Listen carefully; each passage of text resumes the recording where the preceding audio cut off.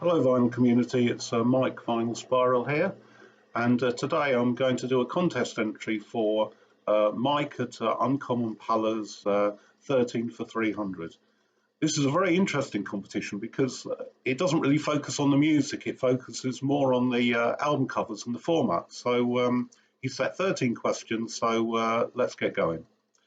So the first question is, show an album that has a mammal on the cover. Well, I've gone for this one, Sonic Youth's Sister. As you can see, there's a couple of dogs on the front cover, and just for good measure, there's some cattle on the back cover. So that's an album cover with mammals on it. Secondly, show an album cover that's got food on it. Now, I thought this would be dead easy, but actually it wasn't. And I've got very few albums that have got any food on them at all. But I found this one, and it's got lots of food on. It's by Nadine Shah. It's called Kitchen Sink, and as you can see, there's a nice spread of some sort of buffet food on the front cover. On the back cover, there she is eating whatever it is, and for good measure, in the middle, there's some more food. So that's Nadine Shah, Kitchen Sink, album with food on the cover. Next, show a really bad haircut. Well, you really have to go to the 80s, don't you, to find really bad haircuts. But I didn't find that many in my collection, but I got this. It's a single by Go West called Goodbye Girl, and there's a couple of atrocious mullets on there, so that's bad haircuts. Next one, he gave us a choice. Either show a single-sided album, a picture disc, or a test pressing.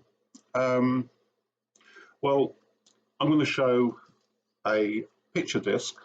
This is by The Wedding Present. It's a 10-inch, and I think it's rather lovely, showing the Apollo mission.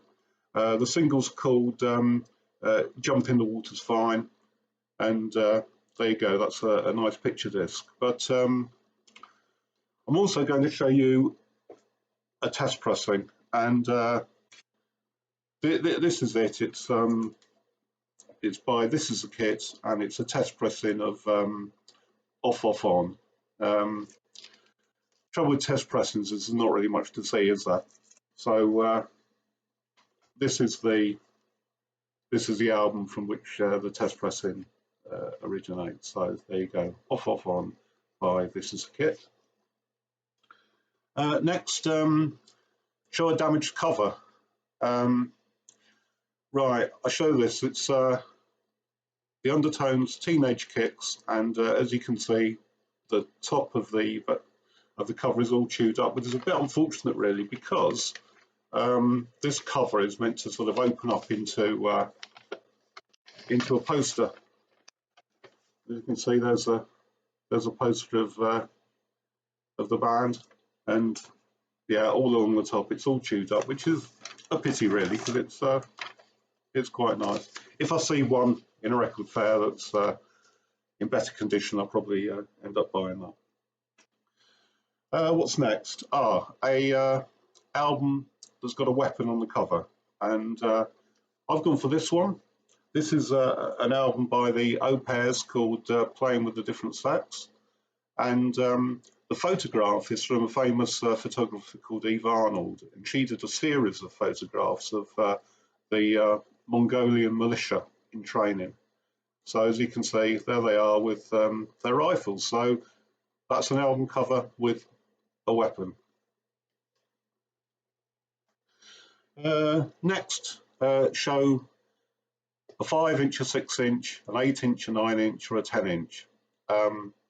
Well, most of those, I don't think I've even seen them, let alone sort of own any of them. But of course, I do have 10 inches. So I'll show this. It's a double album on 10-inch by The Fall called New Facts Emerge. So that's my 10-inch.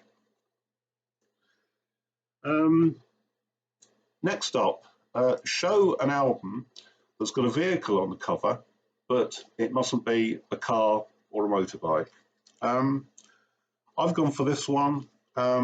It's by Terry Allen and the Panhandle Mystery Band, and it's called Just Like Moby Dick. And as you can see, it's got ships on the cover. So there you go. It opens up, and there's obviously been a sea battle there, and the ship on the left-hand side is obviously in real trouble. So that's Terry Allen and the Panhandle Mystery Band, Just Like Moby Dick, and it's got ships on the cover. Right, this next one I struggled with as well, and it showed an album cover that's misleading. So eventually, I came up with this. This is a debut album by a London band called Big Joni, and it's called Sisters. Now, they describe themselves as a feminist punk band with a little bit of a Riot Girl, and that album cover doesn't say punk or Riot Girl to me at all. So that's what I've gone for. Big Joni Sisters doesn't look like what you get inside. A weird duet. Now, again, I really had to think about this, and in the end, I came up with this one. Now, this is an album from 1981 by a Japanese pop singer and later sort of jazz singer called Akiko Yano, and there's a track, the very last track on this album. It's called Good Night, and it's a duet that she does with David Sylvian. And quite honestly, I don't know why it's there, or I do have an inkling, and I'll tell you about that in a minute. But it doesn't fit with the album. Their voices just don't. They just don't go well together. And I thought, well, why is it there? Why is it there? And then you look at who the musicians are on this album, and basically the musicians are the rest of Japan. So we've got which ones are on there? I have to have a look. Yeah, so we've got Mick Karn, David Rhodes, and Steve Johnson all play on this album, and I think probably David Sylvian didn't want to be left out. It's an absolutely dreadful song. It's called Good Night, and the best thing about it is it's only 1 minute 58. So there you go, a weird duet that just shouldn't really exist. So that's it. Akiko Yano and David Sylvian. Right, an album with a crime being committed. Well, I've gone for this one.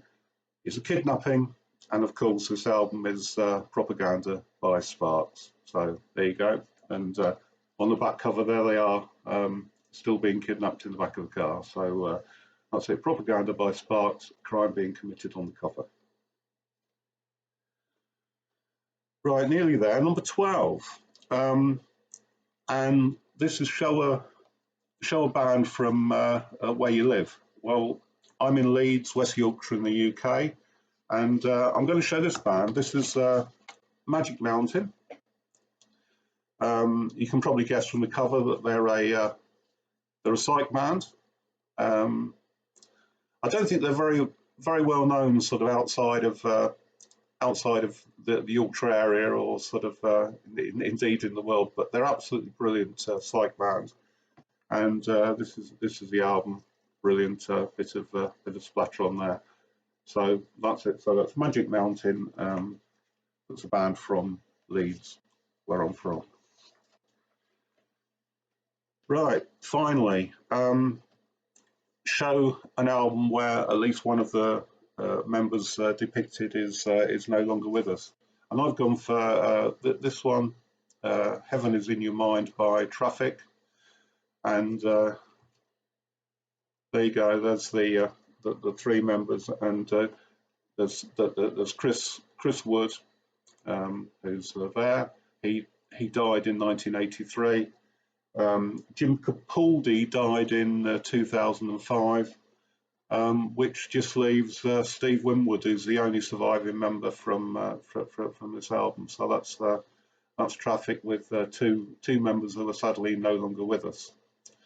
Right, so that's it. That's my entry. So if I remember, I'll put a link to Mike's channel on the description, and I'll see you all soon then. Cheers, bye.